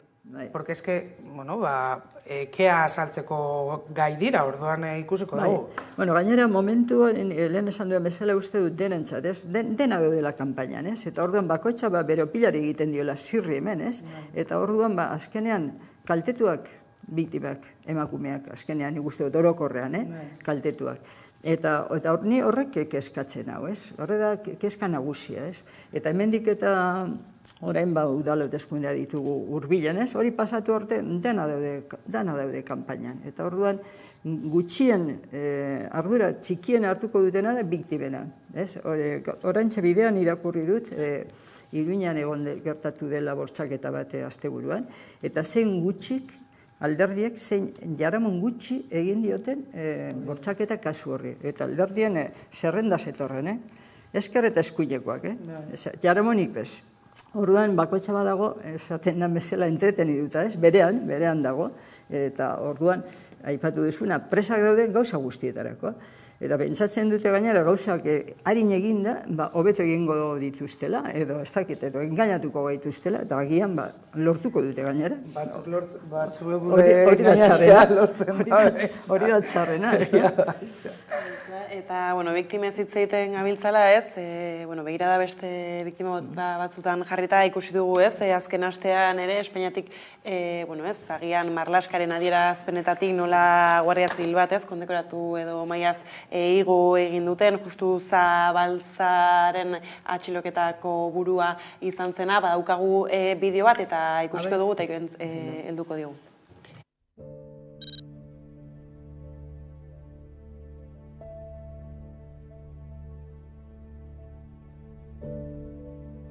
¿A qué resolución judicial concreta, dígame fecha, juez, órgano judicial, el señor, el general Espejo, está o estuvo imputado formalmente y se le formalizó acusación?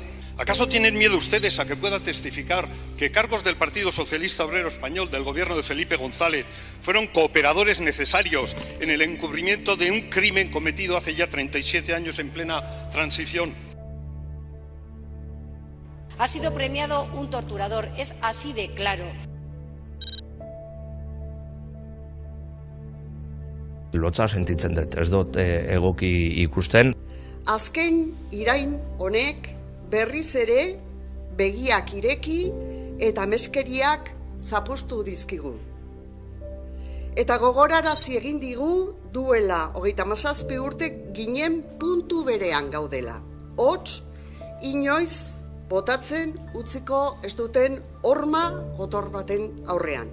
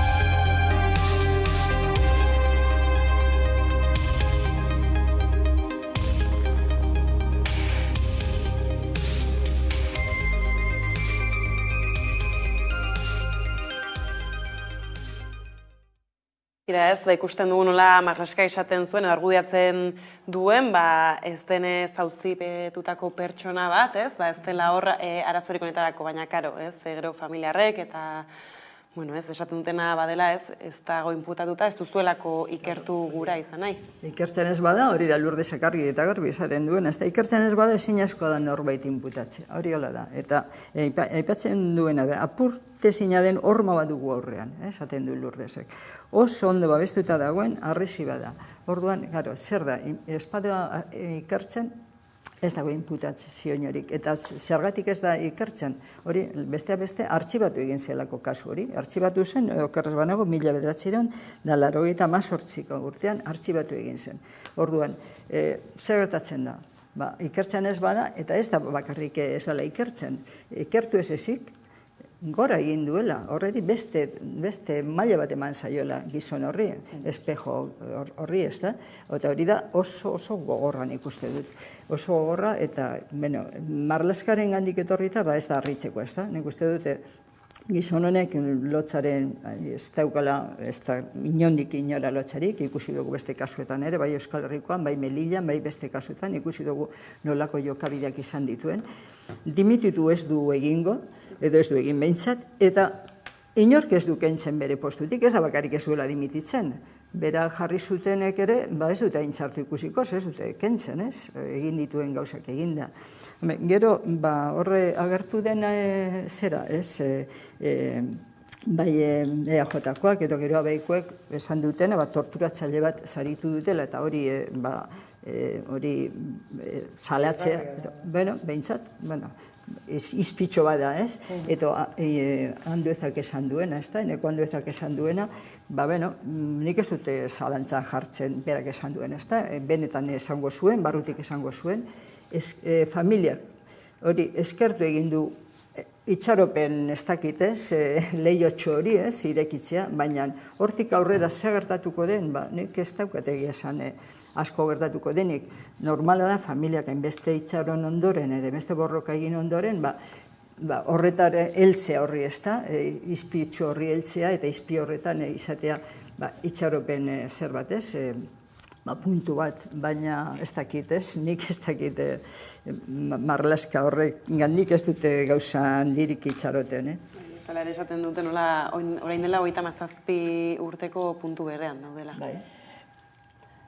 Gaude eta jarraituko dugu aurretik esaten ari ginen moduan, erreparazioan oinarritzen esten legeak burutzen badira, halakoak ditugu. Alde batetik, jakin behar dugu, eta Euskal Herrian oso ondo dakigu, zer izan zen gal, zer izan zen el Batallón Español de Liberación, eta badakigu nork agintzen zeuan. Porque aquí jendeak esaten du edo pentsatzen dago. Señor X nordan, hor dago, bere poltronan jarrita, inork ez du jartzen magainean, eta kartzela zapaldu dabienak bere kondenak izan dira sartuta urten, ordeko Barrio Nuevo hainbat eta Intxaurrondon gertatutakoa, eta ez da lehenengo aldiz, non torturatzaile bat adibidez, kondekorazioak ordeko Melito Manzana adibidez. Zer eskatu epai,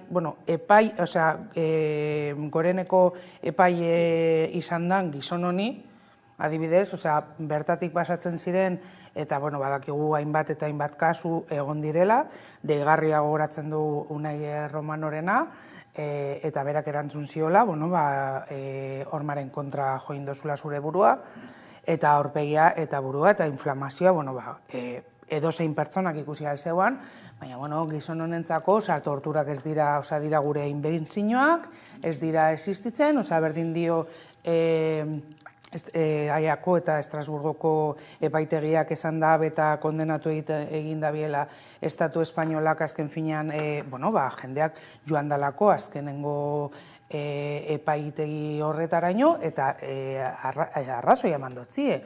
Baina berdin da, hor dago ministro moduan, gainera pasen egunean, ezke da, la pera limonera, pertsona bat, kanpaina egiten ari dana, lo de Yolanda, que le tengo mucho cariño. Y es como, hola? A ver, gero datorkit burua lo de, no, banando in behar dugu pertsona bere ekintzetaz barkatu. A ver, hau ez da posible. Gizon honek, babesa guztia eta korporatibismo guztia eman dio torturari. Orduan, eta hor dago ministro moduan, eta ez du dimitutuko eta ez dugu behar ikusiko dugu presidente moduan. denborari. Ez da dila hori gertatu, mesedez. Mesedez bai, ez baina dinot. Baina bai hori da. Da como premia emotea. Ez du dimitutuko eta hori esan du da mesedez, eta ez du inor kentzen. Hori da kontua, ez? Ez da, bueno, ni alde batetik posten naiz, ez? Esaten duenen handueza, bueno, hori enaguadoz esango diot, eta bar, esan diezaiola lehen bailen, ez? Baina azkenean familiak esan duen bezala, ez? Zabalta familiak esan du, erabakiak non hartzen dira, Madrilen hartzen dira. Eskertzen dugu hemengo zer jarrera horiek, ez? Baina Madrilen hartzen dira, zoritxarrez, erabakiak, eta zu dinazun bezala, gizonene daukan ez dakit aita bitxi da, ama bitxia gogorra da, eh? Ez hori bakarrik, ez que gainera, berdin dio, esaten dana, de qué palo va la víctima, berdin dio Melian gertatutako 15 erailketa, berdin dio euskal presoak izatea, berdin dio, berdin zaio, da como, nik esaten dut, ami, eske ez dago imputaziorik, eske, barkatu, blokeatu egiten dozue ikerketa guztiak. Zelan, eta goi-mailako adibidez poliziak egiten badau, edo saiatzen badau ikerketa hori egiten, blokeatu egiten zaio. Gogoratu, atzo, urten zan, Pako Etxeberriari, hasi egin direla esanez, bueno, igual egiten ari dan lana, pues, que ez dala hainbitzia, eta badakigun ordan, zelan lagundu dauan hainbat eta hainbat, memoria historikoan, itzelesko papera izan duen gizon honek, dala solemnitate bat, bere antropologiko, eta bere ikerketa mailan, eta orain daude, bebai pertsona hau kolokan jartzen, ze azken finean ez dago esaten, guk nahi duguna entzun eta idatzi gelditu da egiten. Lehenengo arantzadirekin hasi dira, erakundearekin, eta gero, arantzadin badakigu zein garrantzia daukan zu dinozun bezala Pakok, ez? Da zelako lana egin duen, ez? Eta zenbat gauza atarra dituen argitara, ez? Eta orduan, hori komeni zaie estaltzea, eta orain arten ez dira ausartu, baina hasi dira, eta horrek soka ikar dezake, ez? Azkena izango litzateke, Pakoren lana ere zalantzan jartzea, hori izango litzateke, azkena, ez? Uste dute, egin duen lana eta egiten ari den lana, memoria historiko guztian, eta, ordua daukagu Lasa eta Zabala eta kasuak, ez? Hortxe ditugu, eta berari neurri batean, berari eta bere ekipori esker, ez?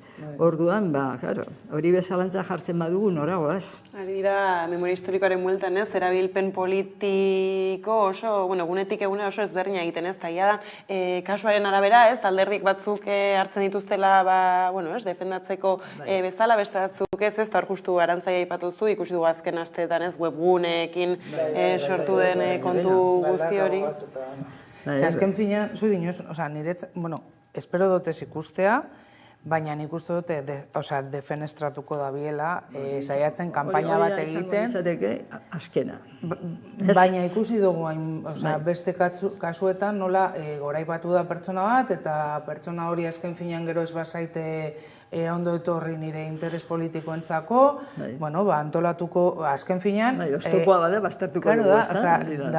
Dakigu dela, instituzionalki dagoen violentzia bat, orduan, nordeko poterea, nordeko baliabideak, gauzak antolatzeko bere eran eta bera gura dagoen porque jendeak, niri luratuta gelditzen daz, berba egiten dutzezunean, impunitatearen inguruan, joan behar dana kartzelara badoa, barkatu? Ez dakit ez da bien ulertzen zer dan impunitate hitza, edo benetan itxu jarraitu nahi da bien, porque eske dinosu, pero si eske gainera, sartzen badugu pobrezia erditik, pero si eske pobreak beti goaz gartzelara. Pobreak eta emakumeak eta migranteak eta arrazializatuak, batez ere. Porque asko pentsatzen dute gartzelak zuriz beteta dauzela. Ez da horrela. Eta hori dago pobreziarekin lotuta. Eta dirua daukatenak, hori ikusten dugu, prebarikazioa, no seke, koetxo, tal... Eta libratzen dira, eta badoaz bora-borara.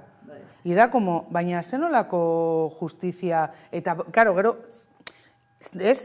haunditen jake aurpegia eta hoa esaten, ezke gu hemen, Espainia mainan, aplikatzen dugu justizia. Zuena, eta, karo, gero, haunditen jake aurpegia eta hoa esaten, ezke gu hemen, Espainia mainan, aplikatzen dugu justizia. Zuena, eta, karo, gero, haunditen jake aurpegia eta hoa esaten, ezke gu hemen, Espainia mainan, aplikatzen dugu justizia. Zuena, izango da. Orain beste bati helduko diogu, ez? Zaintzari berari izan ere, zaintzan aldeko itun baten oinarriak ezarri ditu elkarrizketa sozialerako mailak, ez? Eusko Jaurlaritzaren babestan eratutako mahai honek, hau badator bai ala bai, ez? Martxoaren 8 mugimendu feministak iragarritako greba feministari lotuta, ziurrenik ikusi ez du? Ni nau jarraitzen pentsatzen ze nolako antolakuntza izango dan zaintzetan oinarritutako sistema bat, guk eskatzen dugula, movimentu feministak eskatzen dagoena, zelan antolatuko da. Porque hau bai erabiltzen ari da berriro autoeskunde garaiarako. Pasaren egunean urten zen Arto Zabala, esanez, inmigranteak gonbidatuta gu harrera herria garela, eta ni Twitterren erantzun nion, barkaidazu, baina zein migrante? Kalean bizi direnak, lan prekarioenak jasotzen dabienak, emakume razializatu gotak jaten dute dana eta interna adibidez ez dozuela deusestatzen, poliziak arrazakeriaren oinarrituta, egunero blokeatzen dituenak edo identifikatzen. Hoiek bebai gonbidatuak dira, ongitorriak dira gure herrian, edo bakarrik nazionalizatutak direnak eta orduan boskatu alzaituenak. Hori da. Bueno, zaintza, nik uste dut aspaldian egon garela feministok, ez? Zaintza erdigunean esaten, eta hori barneratut eukidugu zaintza erdigunean ideia hori, ez da? Eta ni batzutan esan dira, baina hasi beharko dugu hori zehazten, zer den zaintza erdigunean jartzea, ez da? Hori nire taldean, edo bai asambleetan behin baino gehiagotan esan dut, ez?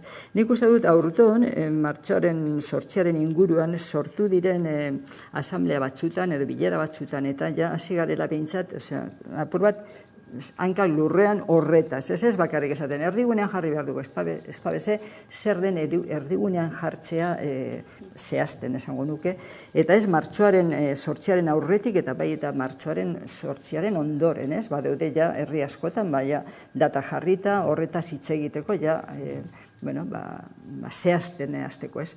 Eta, nik esan edute, emakume eta andra zaharrok, oso larrituta gaudela, oso keskatuta gaudela zaintzarekin.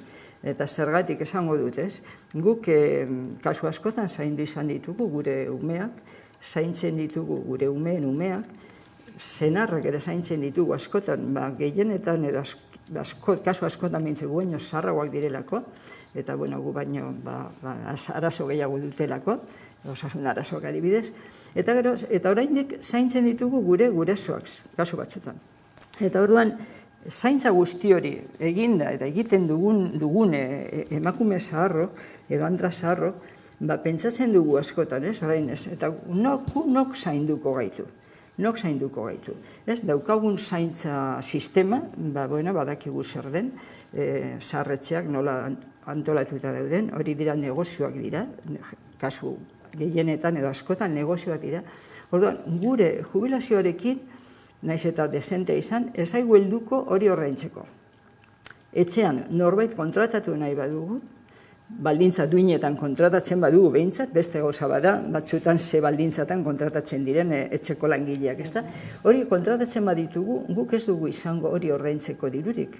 Orduan, nork zainduko gaitugu, ez? Betiko zaintzaileok eta zaintzailea garenok nok zainduko gaitu, ez?